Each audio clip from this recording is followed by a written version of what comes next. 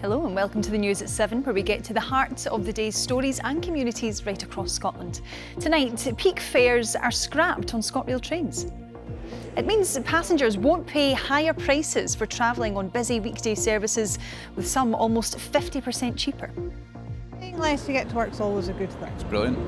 Saves so much money coming back and forth to work. We'll hear from commuters and from a group that advocates for sustainable transport. Also tonight, people taking the weight loss drug Mounjaro are facing a significant hike in costs from today. We'll ask an obesity expert about what impact it could have. And we're on patrol with the trainee Countryside Rangers in the Cairngorms National Park. We'll of course have all of the sport for you with Sheila. Sheila, what have you got tonight? Well, Sarah, we'll have the latest ins and outs in Scottish football as the transfer window draws to a close. Lovely stuff. And hidden treasure on display for the very first time. We'll tell you about the Bronze Age hoard of ancient weaponry that was found in Angus. Hello, I'm Sarah McMullen. Welcome to the news at 7.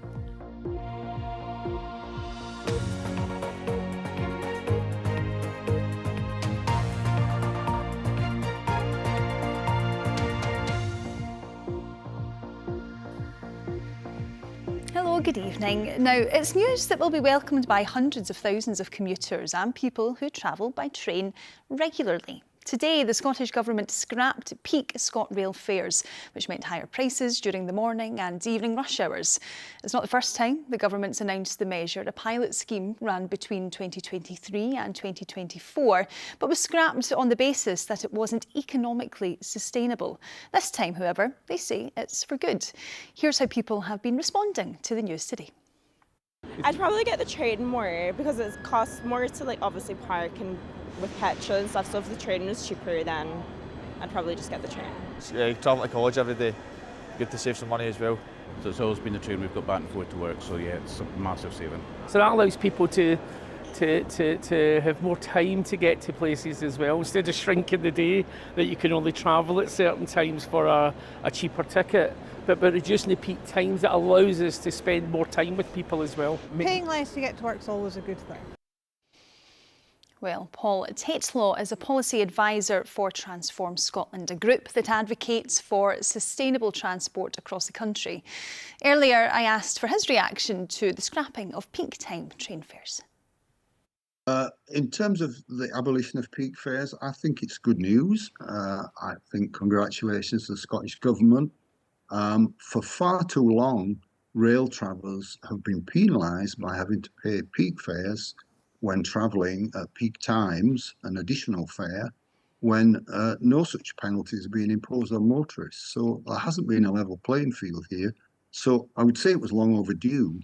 And I think the fares are simpler now, easier for people to understand.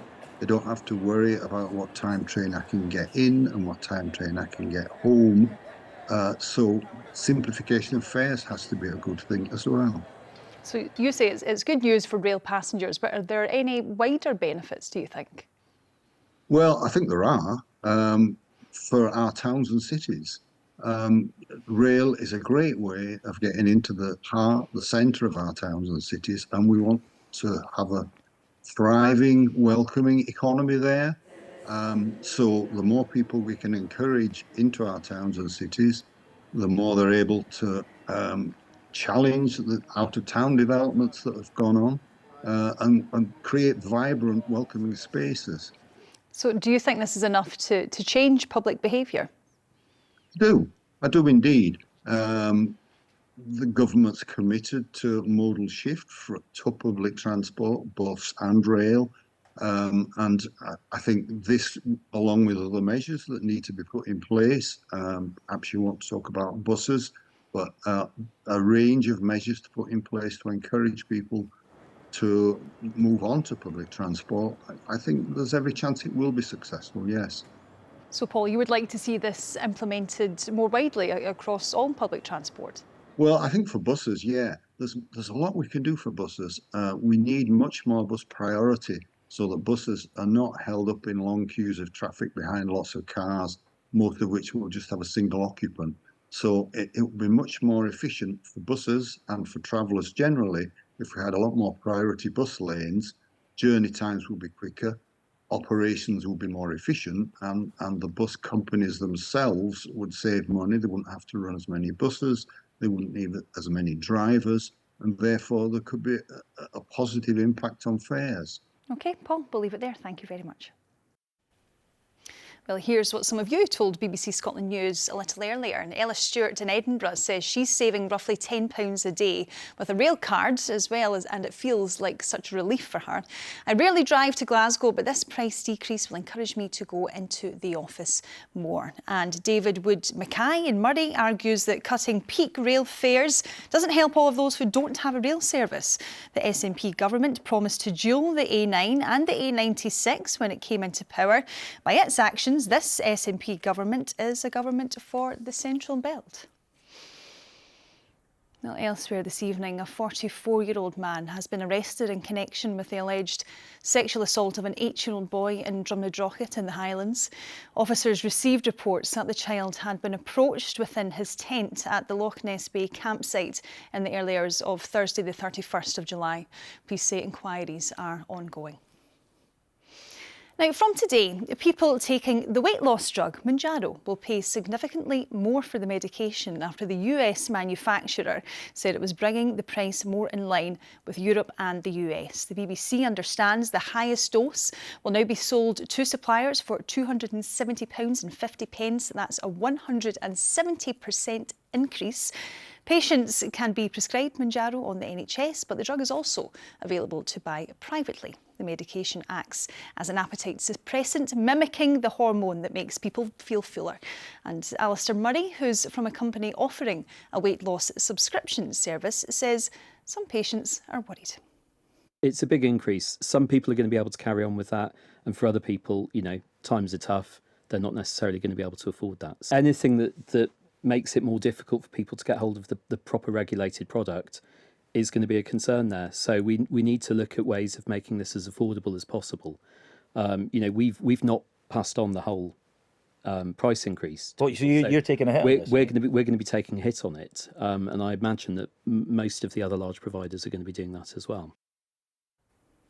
Well, we're joined now by Professor Naveed Sattar from Glasgow University, who's an obesity specialist and has also been paid as a consultant for weight loss drug companies. Hi, Naveed. Some people have called this medication life-changing for them. Set out for us what this impact these price rises could have for people. Well, obviously, there's a concern that people who have lost a lot of weight are not able to afford to take the medications. Certainly at the dose they were taking, and perhaps have to cut the dose down, and in rare circumstances perhaps not able to take the drug at all, so they will put weight back on again. So that's the concern. I hope that doesn't happen in big numbers, because that would be a tragedy for many people living with obesity who have done really well on these medications in terms of losing considerable amounts of weight, and whose lives have actually been improved.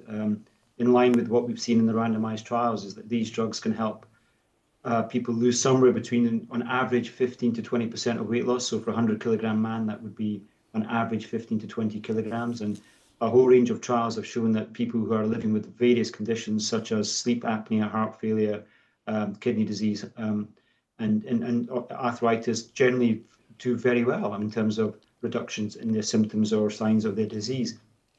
Plus, of course, great benefits in people living with diabetes. So, many people do not want to be living with obesity. They have found it difficult in normal circumstances to lose weight, and I think these drugs have shown benefit in helping people lose weight in a sustainable manner. And the majority of Mounjaro prescriptions are private.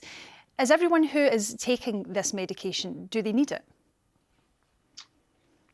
That's a very good question. The answer is probably not, but I think, privately around about 90% of the prescriptions are private. We don't have their records because obviously they're private.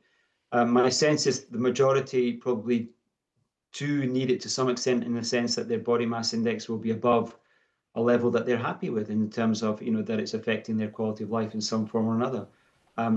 But clearly, there are groups of individuals who live in society who probably need it even more, those who have perhaps the least economic ability to afford these drugs, and that's why hopefully we can see more of these drugs being prescribed in the NHS over the next 5 to 10 years, and that's the direction of travel But of course, the drugs are expensive, and thus far, the NHS can only afford to treat those at the very highest risk levels at this moment in time. And just very briefly then, do you think the availability of drugs like Mounjaro is ultimately a good thing for the NHS in the long term? No, absolutely. Obesity is, is a major driver of many people having lives that are difficult, many complications, and it's putting a lot of pressure on the NHS and many health systems. And actually, we should not underestimate the suffering that people with obesity live. So that actually, yes, it's a major modifiable risk factor for better health, and we want more people to live with sort of longer lives with health than live longer lives with ill health that causes suffering for them and causes major stress on the NHS. So absolutely, this is our number one goal in society, is to actually improve obesity levels. Okay, Professor Naveed Sattar, thank you very much for your thoughts tonight. We appreciate it. Thank you. Well, there's much more in this issue on today's episode of Scotcast, and you can see it here a little later tonight, and it's available for you right now over on BBC Sounds. OK, well, let's get a roundup of the stories which are making the BBC News app here in Scotland today. The delivery date of the first Turkish-built ferry ordered by CalMac has been pushed back again beyond the end of September. It's due to a delay in sea trials. A landslide has closed the A83 near the Rest and Be Thankful in Argyll following a weekend of heavy rain there. Drivers should expect delays and diversions. And a new music award for young pipers and drummers has been set up in memory of Scottish schoolgirl Ailey MacLeod, who died in the Manchester Arena bombing. Well, for much more on all of these stories, you can scan the QR code, which you can see there on the screen now, and that takes you to the BBC Scotland News app, where there's much more there for you, including a guide to what happens next in the Sandy Peggy Employment Tribunal. Now, the Scottish Labour leader Anas Sarwar says that allegations against the MSP Colin Smith are distressing and shocking. The South of Scotland MSP has denied concealing a camera in the toilets at the Scottish Parliament, and tonight he resigned as a member of Holyrood's Economy and Fair Work Committee. Well, I've been speaking to our political correspondent, David Wallace-Lockhart, who attended a speech given by Mr Sarwar this morning.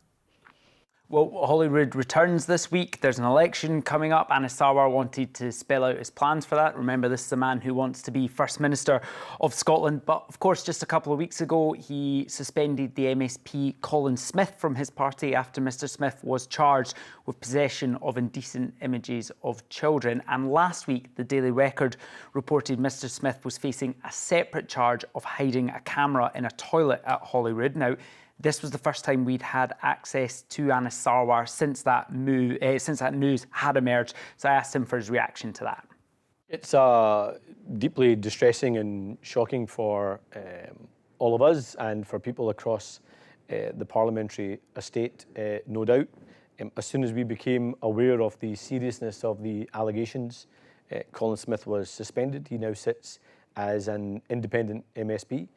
This is, of course, an ongoing investigation, so it wouldn't be appropriate for me to comment further on any questions about the Parliament or the actions of the Parliament should be raised with Parliament officials and with the presiding officer. Now, Anas Sarwar went on to say he'd like to believe that the toilets in the Scottish Parliament are safe, but that was a question that had to be directed to Parliament officials. They have tried to reassure building users, and Police Scotland have been in to do a sweep of all toilets and changing areas, and Parliament officials say that no covert recording devices have been found as part of that. So, David, has there been any other reaction to this? Yep, we've heard from the First Minister, John Swinney, who said he was horrified by the details that have been shared publicly.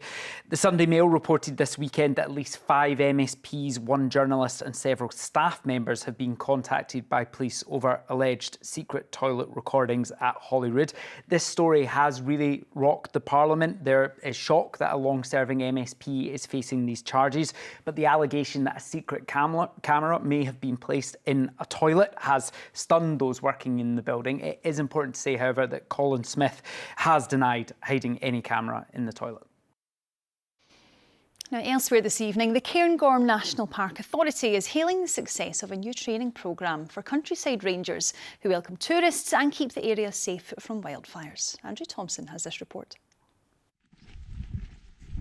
It's really great to be able to help people connect with nature, like a beautiful wildflower. You get people coming over and asking what you're looking at, so to engage with them in that way is really great. Georgia Sloan is one of 4 trainee rangers taken on over the summer by the Cairngorm National Park Authority.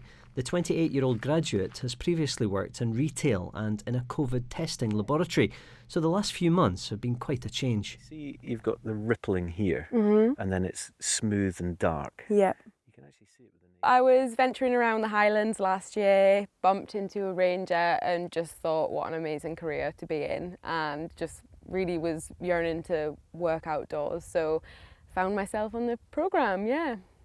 Earlier in the summer, Scotland had its biggest ever wildfire incident at Dava, just to the north of the national park boundary. It's a danger that countryside rangers have to look out for.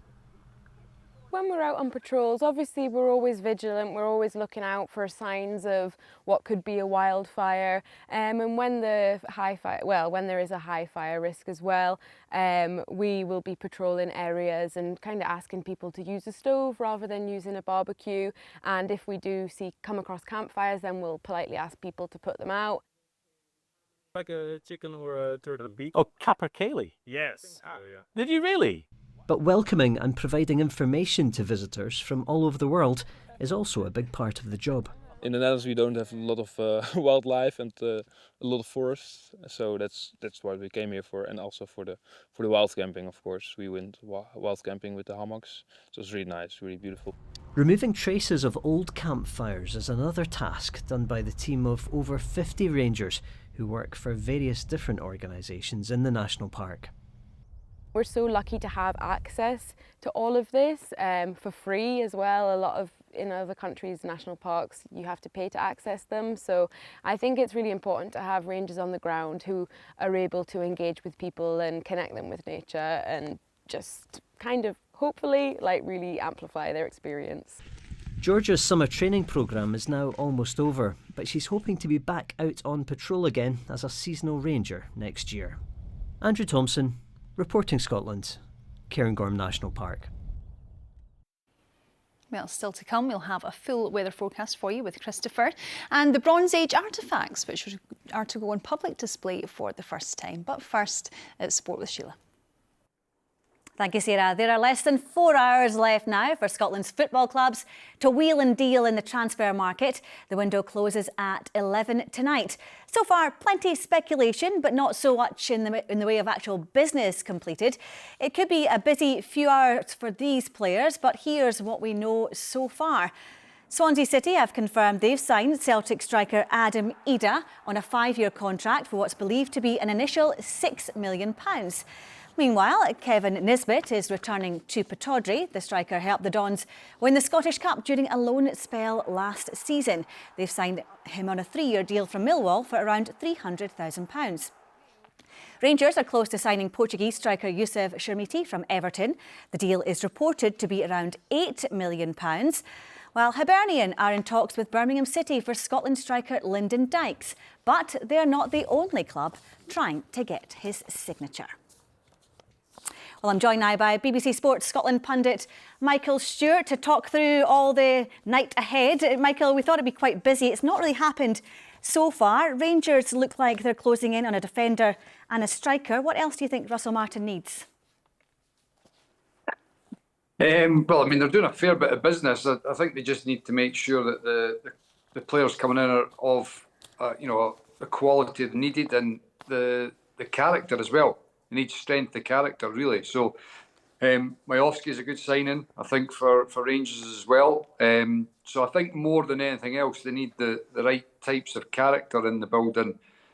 So far, a lot of the guys that they've brought in, they don't seem to be up to that demand so far. Let's look at Celtic then. Brendan Rodgers was pretty clear yesterday, wasn't he, about the attacking options he needs. But they've lost Adam Idah today. They've sold him to Swansea and they still haven't got anyone else in yet. Is that concerning, do you think, for them? Just a little bit. I mean, Sheila, let's be honest. This is before you take into consideration the fact that they sold Kyogo in January and they've not replaced him. So, if you're just going on simple arithmetic, they need at least 2 strikers of quality. and Jota's out. Maeda's not hitting the form. Kuhn's gone as well. So, you look at the front line and you say to yourself, Celtic are needing so many front players. Brendan Rodgers has been clear all window. I think everybody with 2 eyes can quite clearly see what Celtic need. And if they don't get them, then they're going to be, really shooting themselves in the foot, it's got to be said. They need quality up front, they need quality out wide, and they need a number of them. And it doesn't look at the moment as if there's too many of them that are about to walk through the door. Another club that might be a bit concerned at the moment is Aberdeen. No points, no goals, but they look like they're about to sign Kevin Nisbet. Is he the right man for them, do you think? Well, he's certainly an improvement, isn't he? I think last season there was periods where it wasn't totally working, but I think when he got up to full fitness, it certainly was a positive. So to get Kevin Nisbet in on a 3-year deal for 300 grand, I've got to say I think that's a good bit of business for Aberdeen, and it'll certainly help what is a misfiring front line for them at the moment as well. Michael, thanks so much and enjoy your night. Hope it's an exciting one ahead. Thank you. Well, as the transfer window closes, the international break begins.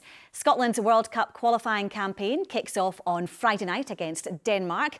Stephen Naismith has returned to the Scotland setup as assistant coach.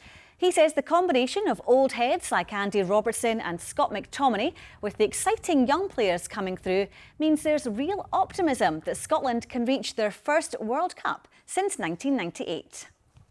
From the time I was here as a coach to now, there has been a transition. I think we've got more exciting young players pushing on the door. And as I said, that core group of experienced boys have done well. But you need to do it. You need to, one, make sure you're up and have that fighting mentality that I think we've shown. And secondly, having the quality to win games. We're fortunate now that every player that's selected wants to be here. There's nobody that's half in.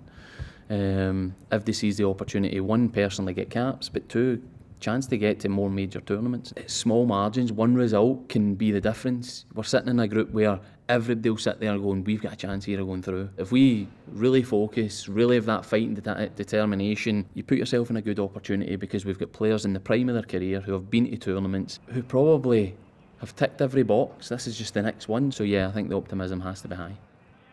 Yeah, big week ahead for Scotland, and you can follow the action on BBC Scotland, Denmark against Scotland. And you can follow all the twists and turns in the transfer window on the BBC Sport Scotland's live page. The shutter comes down, Sarah, at 11 o'clock tonight. Can you wait? No, I can't wait, Sheila. And your shift might be over, but the work doesn't stop. I'm sure you'll be watching. Thank you very much. Now, over 250 Bronze Age artefacts discovered in Carnoustie will go on public display for the very first time. The prehistoric hoard, found in 2016, has items which are over 3,000 years old, including a rare gold-decorated spearhead, one of only 2 ever found here in Scotland. Well, Dr. Matt Knight from National Museums of Scotland helped to curate the exhibit. This is a really exciting hoard containing a Bronze Age sword in a scabbard, 3,000 years old, alongside a spearhead that had a gold collar around its socket. And these items were carefully wrapped in sheepskin and woven textiles and buried in a pit next to a Bronze Age house. And so how exciting is it for someone in your line of work to have something like that entrusted into your care? It's one of these wonderful acquisitions that allows you to tell so many different stories, because, you know, a sword and a spear are really evocative objects, evocative of conflict and war and prestige and status. But then there's a real human element to this, with the woven textiles and sheepskin and, you know, the first Bronze Age scabbard, wooden scabbard that's been found in Scotland. And all of these stories are interwoven through the hoard in the way that people in the past, in the late Bronze Age, have carefully bundled up these objects and placed them in the ground for us to find. Tell us a bit about their historical importance then. It's relatively rare to find a hoard of Bronze Age items. I mean, I think most people, if they dug up a Bronze Age hoard of axes or swords or spears, like they'd be very excited, or at least I think they should be.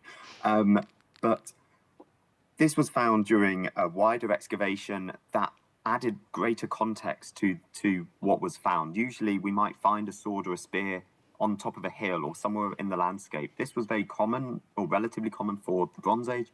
But what's really exciting about this discovery is that it was found next to the place that people were living. And it shifts our thinking in terms of what were the relationships between the people living in the house and the pit that was right next to them, where they placed these precious objects. Did these belong to the person who lived in the house, or did the whole community know about these objects? Were these the signs of a leader or an elite person? It poses lots of interesting questions. And just to end then, Matt, tell us where and when can people see this display? The Carnoustie hoard is going to go on display in an exhibition called Scotland's First Warriors. This is going to be free to enter at National Museum of Scotland, opening on the 27th of June 2026. Dr. Matt Knight, thank you so much for talking us through all that tonight on Reporting Scotland News at 7. We very much appreciate it. Thank you. And now it's time for your weather forecast. Christopher Blanchett joins us in the studio, and I'm hearing that autumn is on the horizon. It's here. Meteorologically speaking, today is the beginning of meteorological autumn. Astronomical autumn, 22nd of this month.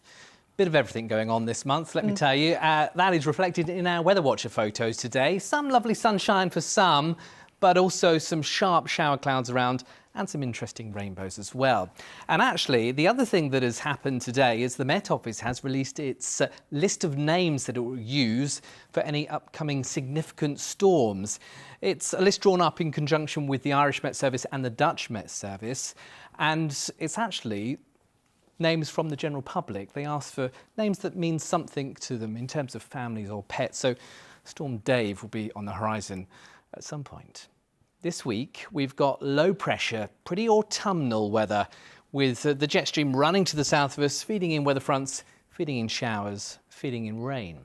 First thing tomorrow, actually, a dry start across southern Scotland, just the chance of 1 or 2 showers around. But further north, a cloudier picture with more frequent showers, certainly through parts of Perthshire and in towards the Highlands and Islands. Still a bit of a brisk wind around the west coast and across the Northern Isles as well.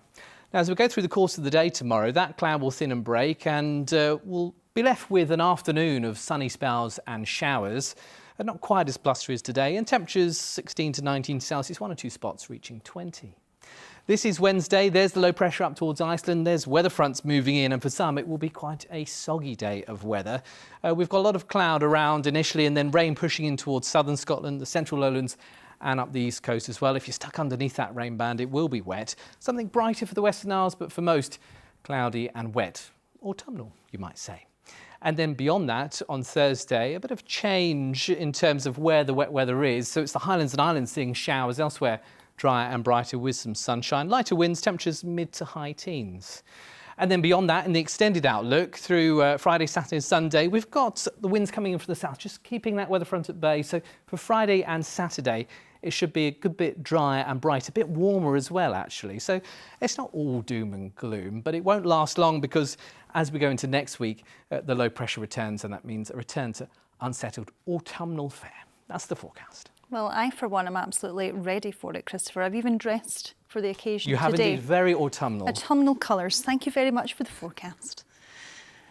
And that is all from us here tonight. I will be back at the same time tomorrow. I do hope that you can join us then. I'll see you then. Bye-bye.